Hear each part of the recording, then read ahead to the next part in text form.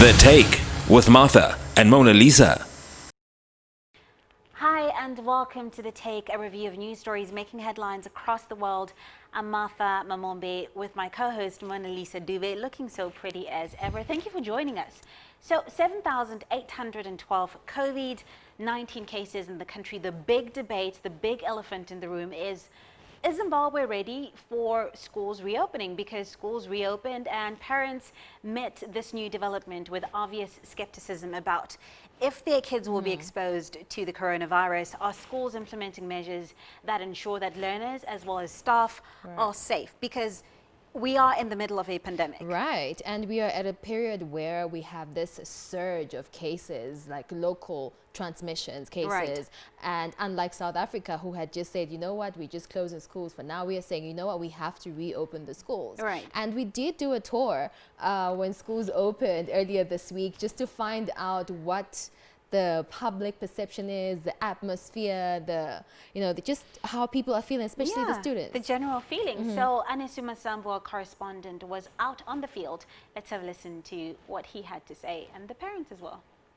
Public schools and colleges have reopened 7 months after the government introduced a nationwide lockdown to curb the spread of COVID-19.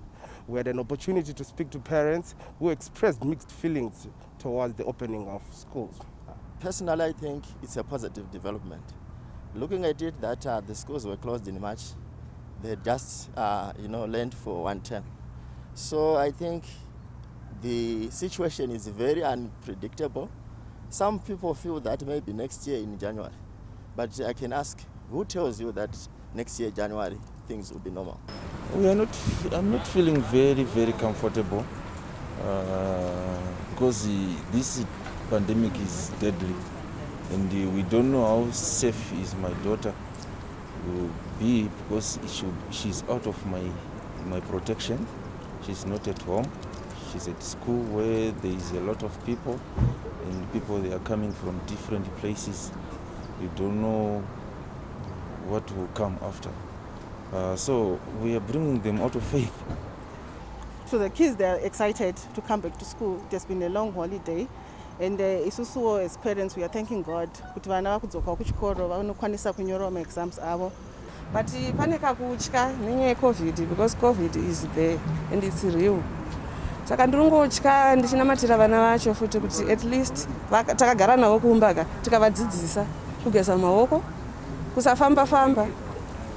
Saka ndozvatangovadzidzisa kuti vasanyanyosheya zvinhu kana mapensi o mabhuku kuti ngavambomira zvekusheya zvinhu. Dei zupko yabatsira. Zupko yakwanisa kutora vana munzvimbo dzavanogara ichivasiya pachikoro. Nokuti vai vari kudzikira kunanako pakabhana namarket square varotofamba netsoka vana tatovaona murodhi ichifamba tikatozopikawo vamwewo zvino. Thank you, Anisi, for that clip. So parents insisting that Zupko needs to drop off kids at school and take them back home. That's number one. And from what we saw, the clips that we've seen, there isn't much social distancing. There isn't much social distancing, and it seems like the schools are not even ready in terms of preparation, because it was past 8 o'clock and students were just standing around, not knowing what's going on. And I know that some of the parents that we spoke to indicated that they just saw students loitering, and they had to give some of them transport to go there. there. And the other problem is that at the moment, it's only Zupko that has been allowed to transport people in between. So if we are going to open up the economy in terms of tourism, instead of schools opening up, that needs to be sorted out. Yeah, and also just the fact that parents are saying that they have to supply their own kids with hand sanitizer and masks. So schools are doing as much as water and soap is concerned. Anything beyond that is the responsibility of the parent. But we are in the middle of a pandemic. Shouldn't the government take a more active approach as far as protecting students are concerned? They should definitely do that. And my personal concern as well is, you know how adults are more careful and they're more checking their sanitizing and whatever. But with students, you know, when it's break time, and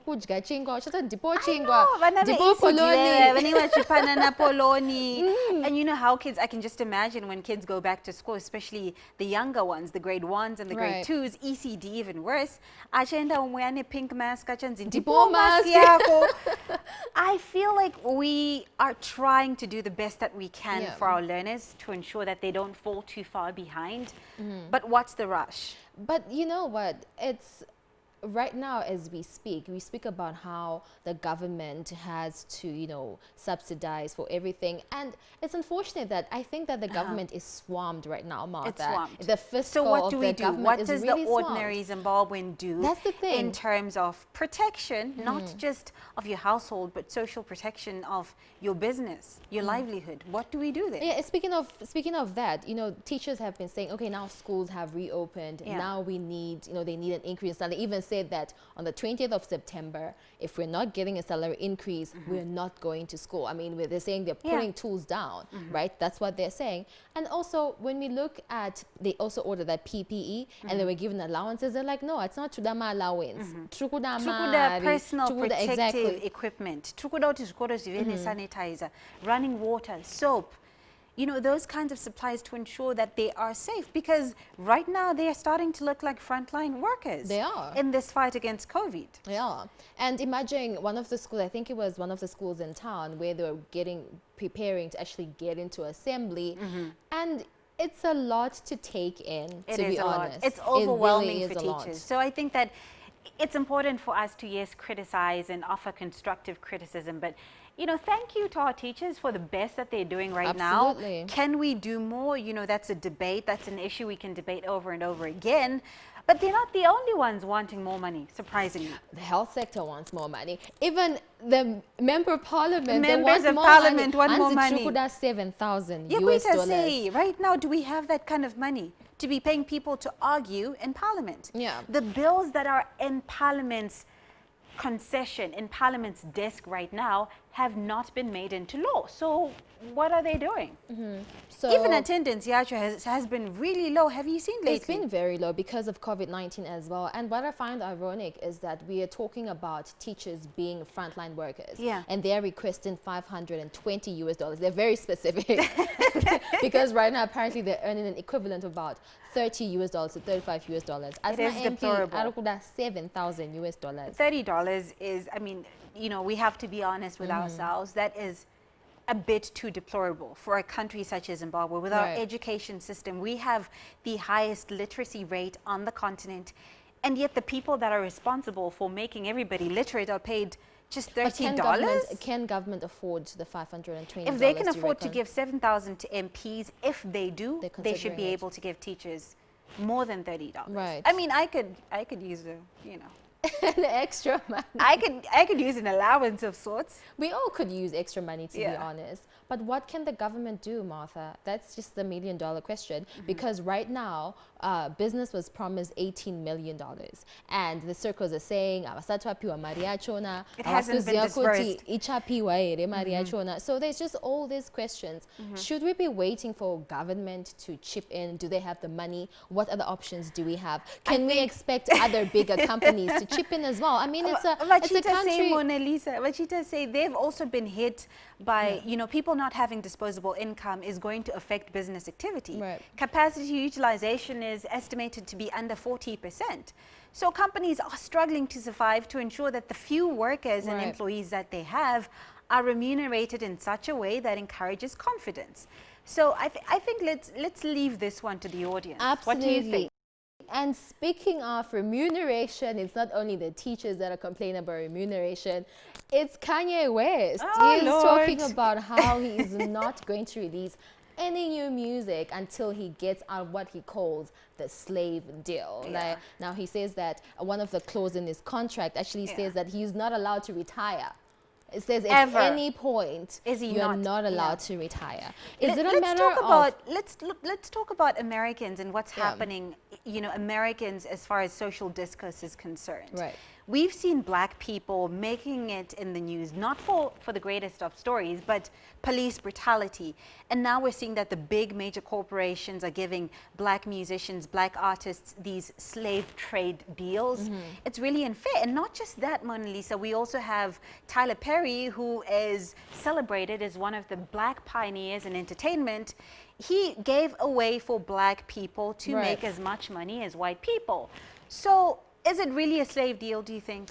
I was thinking about it when I read that clause, Martha. Like, I feel like, you know, when you're starting out in your career as a black person, especially in the United States, I guess you take everything that you can get. You so don't if look they at offer, the because I finer lines remember in the the contract. 90s how Toni Braxton was actually declared bankrupt, right? At some point. At some point, because she got into this shoddy deal and then it ended up being a court case. So for me, is it like an issue of capitalism gone bad, or it's just people not reading the fine lines? Because I think it's exploitation, right? Because they take advantage of the good musicians that they know have a future in the music industry, give them these crazy deals where you get 30 or less percent of your royalties, and they own the and music. even if you make movies, even if you get into endorsements and other business ventures and business interests outside of music, you're still expected to give a larger portion of that to the label that you're signed to. Now, Kanye is a designer of sorts. I think that he has made some really cool, you know, interesting looking shoes. Interesting is the word. And interesting is the word. He's all about, you know, nature and being futuristic about his fashion. Right. And he got into a deal with a big fashion line, which we're not going to mention. And he ended up having his own line with it, which is Yeezy. But now he's saying that he's not going to release anything new as far as his clothing line is concerned until he sits on the board of the company. And you find that that's a similar issue that Enzo Aisha had with Chill Sport. Those were some of the issues around why he left Chill Sport, that he felt like it was being exploited and was being manipulated. So is it a music industry issue? How best can this be done? Because to be honest, these artists will come from maybe nothing, right? Yeah. And they're making their first $1 million out of a label. And these producers has given in their money, their time. How best can it be handled? I remember I was watching, I think it was Arno, So Profound, who did a series on the Chamembe series. And there's an interesting interview he had with Leonard Mapfumo. Apparently, they refused to sign contracts because they were scared that, you know, or somewhere. But he said something else. He says that maybe that's what affected the music industry in Zimbabwe for it not to pop up. So how do you strike that balance to actually do it in a business and then actually making the artist benefit? Do you know what I think, Mona Lisa? In the famous words of someone I think is known well in Zimbabwean circles, Nyika itongwe nepatwita. Nyika itongwe patwita. So I applaud Kanye West for his bravery, but I don't think he's going to get the kind of deals that he's hoping to get from Twitter. Tweeting about it, ranting about it is just going to have so what's the way his forward? Value in the circles diminish.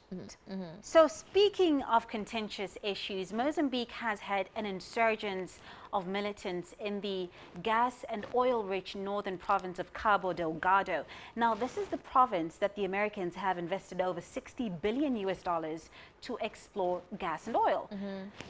They definitely but now have an interest Mozambique there. is asking for the European Union's help in military support to deal with these insurgents that they say they do not have capacity to deal with. Because they've displayed all the government security, they've been displaced. Yeah. And there is a talk that I think it was President Nyusi when he was speaking to the president of the World Bank, that he was saying that he believes that these are locals, because he was saying that the way they're maneuvering within the province and the way they know their way they're around. Right. There is absolutely no way they don't know who the people are. So how do you not know, though, for a country that is said to have one of the best and admired intelligence in the region? How do you not know who is shooting who? And this comes on the heels of a woman being killed, shot and killed, by people who purported to be military personnel, and they were dressed in military uniforms. They say so they're not 36 times they shot her in the back, and when they did that, one of the men claimed that they had shot and killed Al-Shabaab. This is the name that they give to the insurgents in Cabo Delgado state. But if you have investors in the form of Americans, why would you ask for Europeans to help you deal with the insurgents that you say you're not able to contain? But if they involve the European Union, what does it say about SADC and AU? I mean, it says we need help. No, but what I'm saying is these organizations, or rather the blocks, aren't they there to like sort of deal with issues like that? I understand that they signed some sort of pact in 2015 where they deal with these counter-terrorism issues. Yeah. And I understand that this has been going on since 2017. That's a problem for the region if that's not dealt with. It has to be dealt with sooner than later. Well, that's news to us. I'm Martha Mamombe. And I'm Annalisa Dube, and that is our take. See you next time.